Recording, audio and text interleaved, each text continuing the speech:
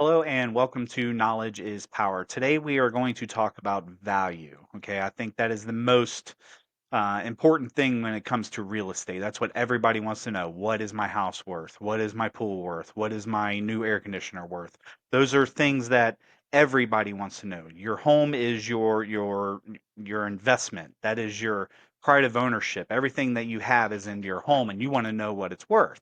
So we're going to dive into that. We're going to discuss different ways that value is determined, what brings value, what doesn't bring value, and kind of how it's all arrived to in an appraisal standpoint as well. So ultimately, value or what something is worth is what's a willing buyer and a willing seller have agreed upon. Okay, so at the end of the day, if you get an appraisal on a home for a loan, it really doesn't matter what the appraisal says when it comes to what it's worth, because if a buyer is willing to pay more than the appraisal, that's essentially what it is worth, is a willing buyer and a willing seller. Now there's obviously a bunch of different things involved with that. There's different nuances and things in the background that are taken into consideration, but um, I get asked all the time, what is my home worth? What is my kitchen worth? What is my pool worth? And I answer that question the same way almost every single time. And it depends. Okay. There's too many variables that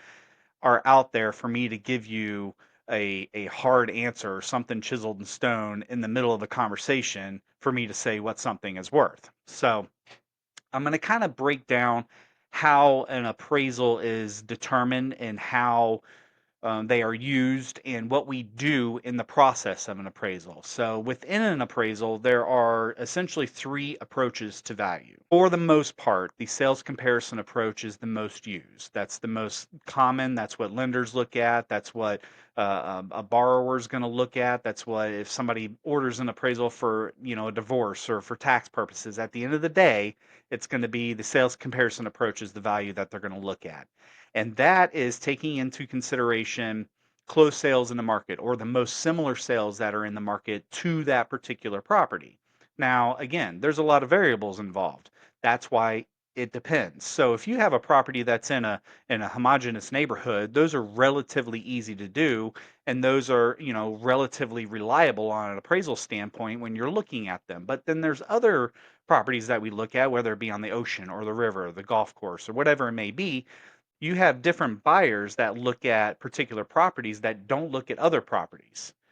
That is another reason why it depends. So, on the sales comparison approach, we look at closed data in the market. Again, most similar properties to the one being analyzed. We take into account all the marketable features of the home, whether it be the size, the room count, the location, the view, the amenities, whatever it may be.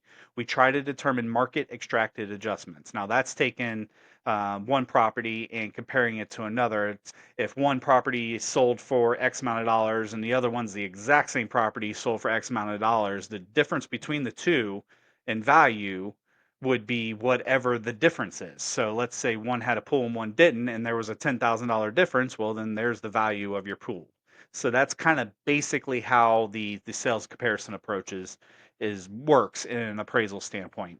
The other two approaches to value in an appraisal are a cost approach, which I personally don't believe is very reliable because I'm not a contractor, I'm not an engineer, I'm not a builder, I'm not any of those things. We look at books, we look at reliable sources online in order to determine what replacement cost would be for a property. So that value there is kind of what it would cost to build a home, which is different than value. We'll get into that in a little bit.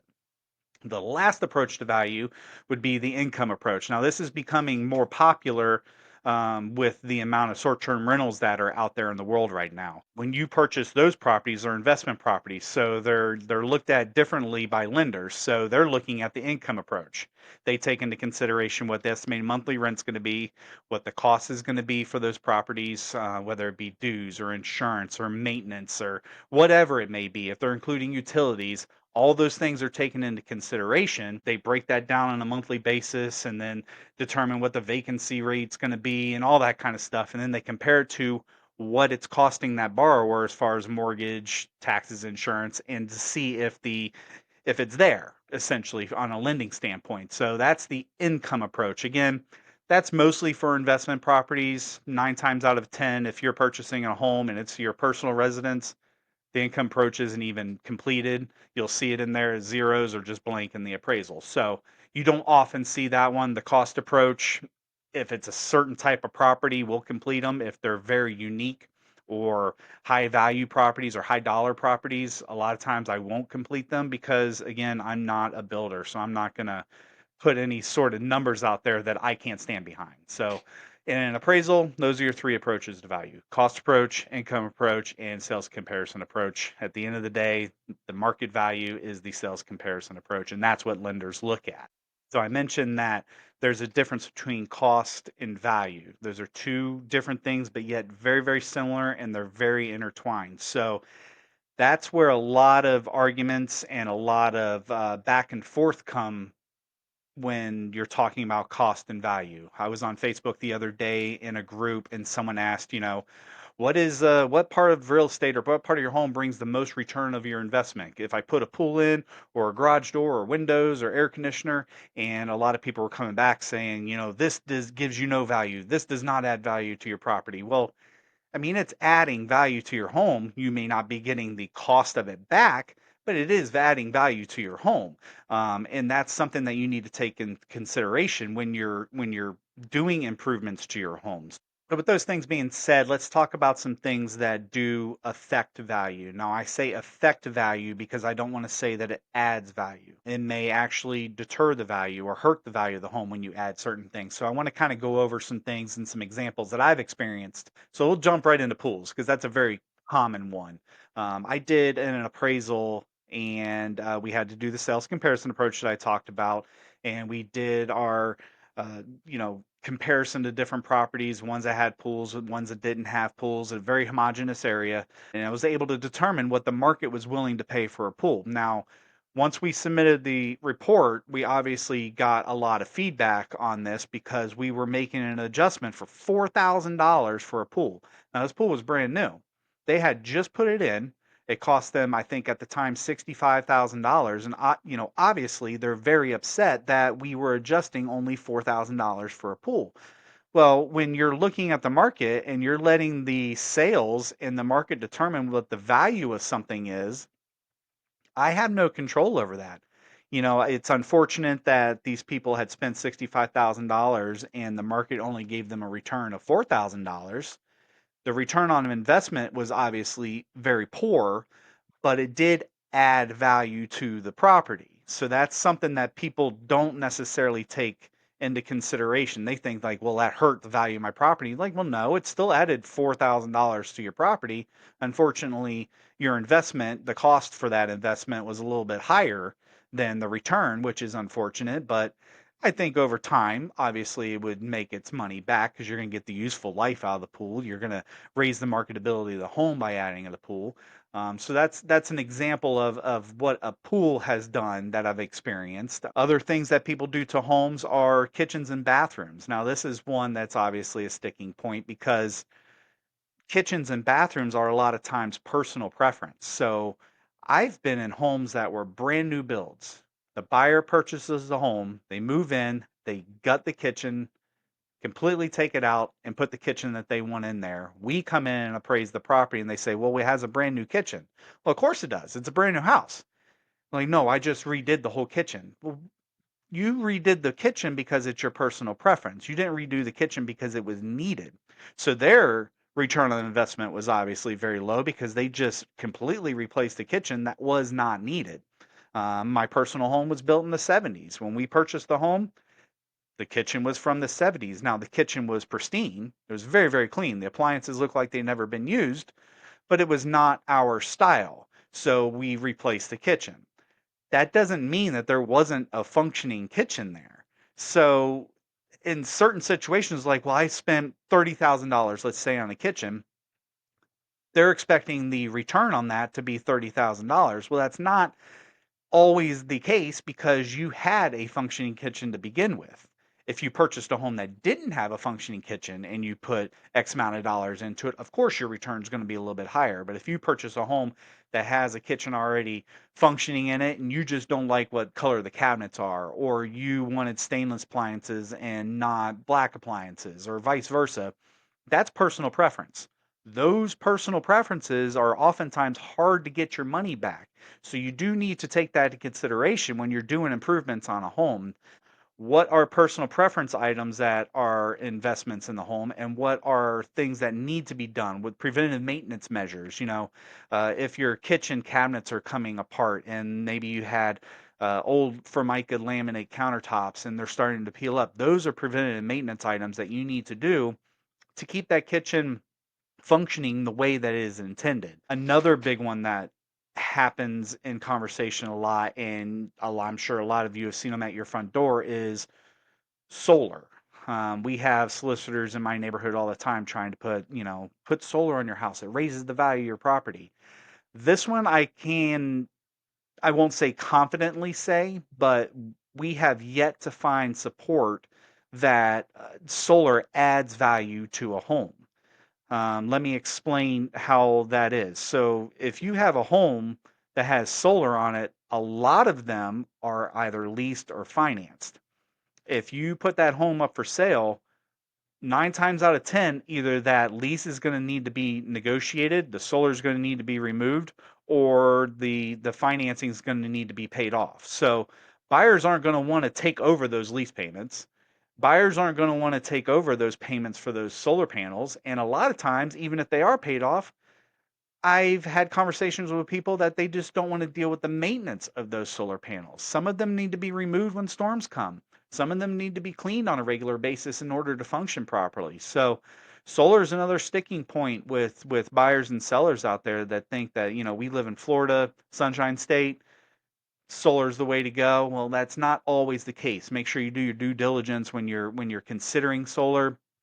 Yes, it's enticing to put solar panels on your home, lower your monthly, electrical payment, but it's going to be kind of offset with a finance payment, which a lot of times is many years. So take that into consideration when you're talking about solar, and make sure that it's not something that you're going to get backed into a corner and anticipate this value to come in return, and it's not actually going to happen. So other things would be windows. Windows add, of course, efficiency to the home.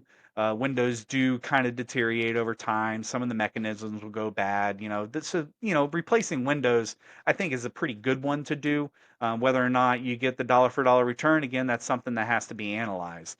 The other things that take into consideration with value would be frontage on water or golf course, or whether or not you have acreage, those types of things. Those are all different things that fall into the it depends when you're talking about value, at least on an appraisal standpoint. So, again, an example was in Palm Coast, and I don't know if anybody's familiar with Palm Coast, but they have a one of the sections in Palm Coast is a lot of water frontage. It's all canals, but within that canal market, there's a section called sailboat country and the ones that are not sailboat country.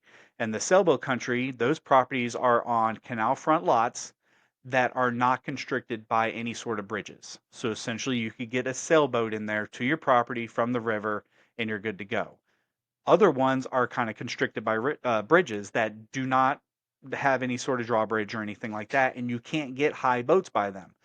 There is a difference between those two market areas, and there are certain buyers that want to be in sailboat country so they can get their larger boats in there. And those are some of those things that you need to take into consideration when you think about value.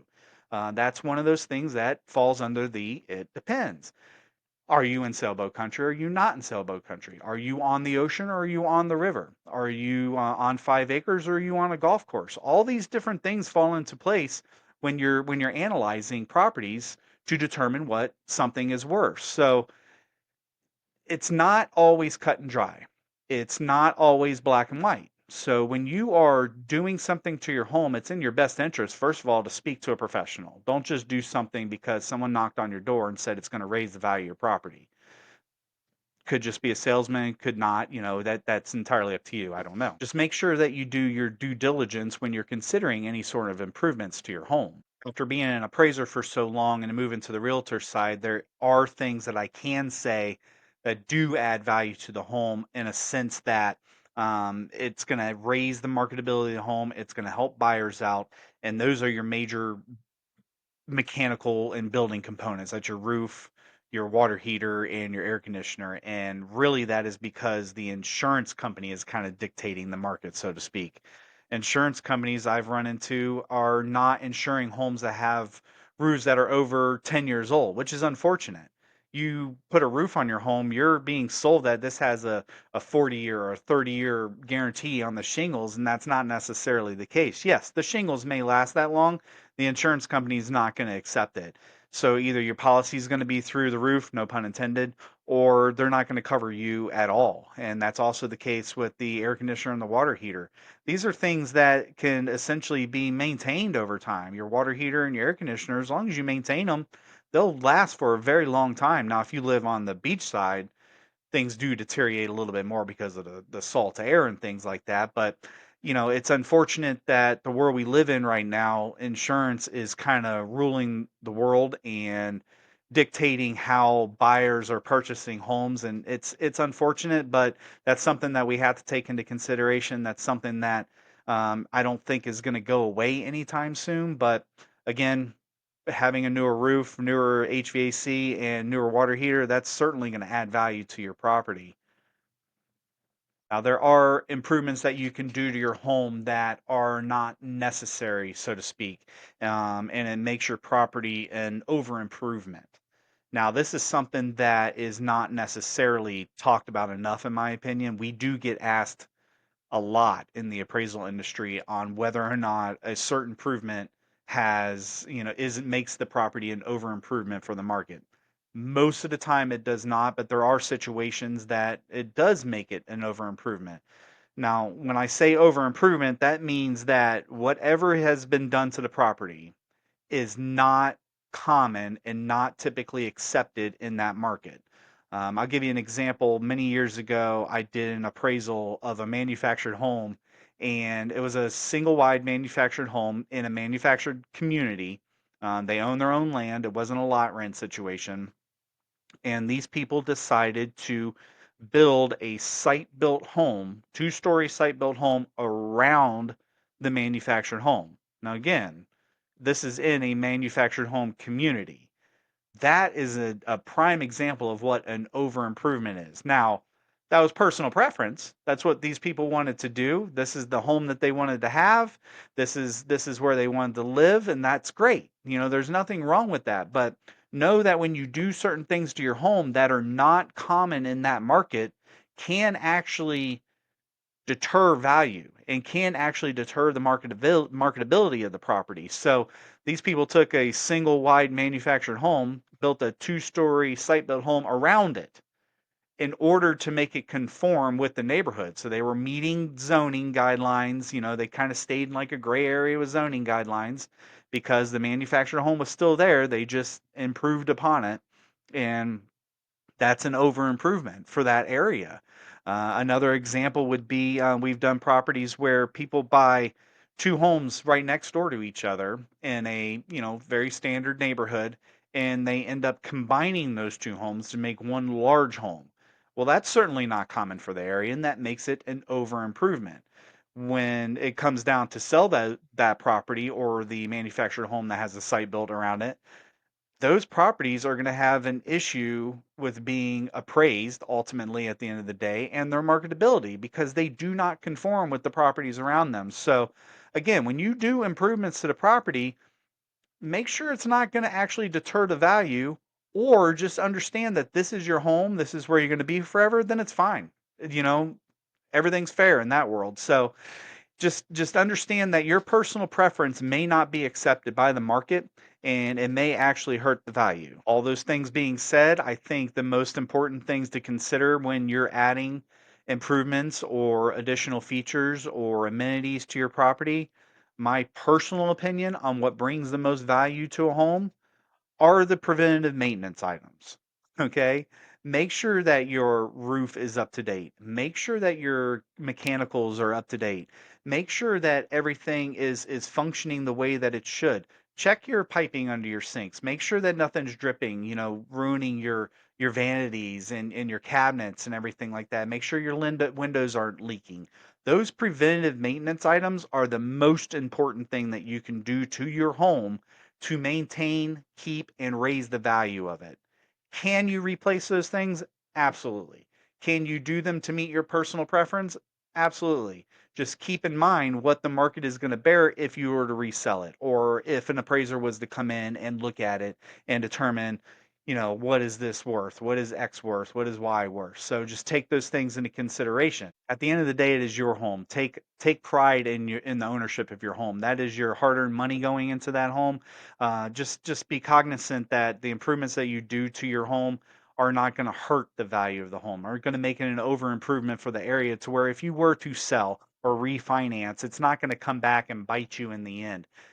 Paint it the color you want to paint it. Add the certain type of quality that you want to put in there. Just remember that your level of quality and your level of personal preference is not someone else's. So just keep that in mind when you're doing the improvements.